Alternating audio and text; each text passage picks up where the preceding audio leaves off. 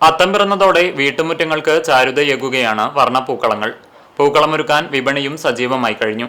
അയൽ സംസ്ഥാനങ്ങളിൽ നിന്നെത്തുന്ന പൂക്കൾ തന്നെയാണ് ഇത്തവണയും പൂവിപണി കീഴടക്കുന്നത്.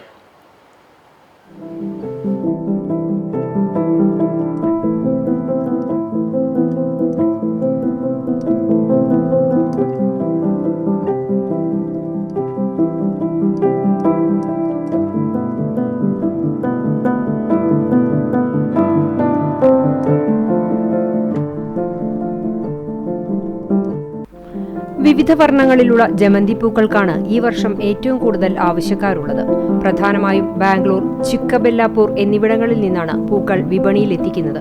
ചെണ്ടുമല്ലി ഗുണ്ടൽപേട്ടിൽ നിന്നും, അരളിപ്പൂക്കൾ തമിഴ്നാട്ടിലെ സേലത്തു നിന്നുമാണ് കൊണ്ടുവരുന്നത്. ജമന്തി, അരളി എന്നിവയ്ക്ക് കിലോ 600 രൂപയാണ് വില. വാടാർമല്ലിക്കും മഞ്ഞ ചെണ്ടുമല്ലിക്കും കിലോ 300 രൂപയും ചുവപ്പ് ചെണ്ടുമല്ലിപ്പൂക്കൾക്ക് 250 രൂപയുമാണ് വില വരുന്നത്.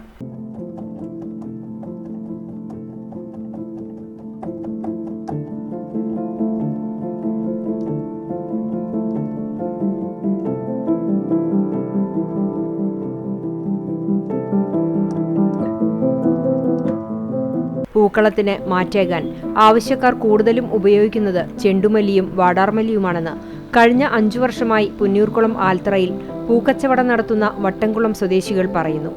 ആവശ്യക്കാർക്ക് എല്ലാത്തരം പൂക്കളും ഇടകലർത്തി 100 രൂപ മുതൽ കിറ്റുകളായും നൽകുന്നുണ്ട്.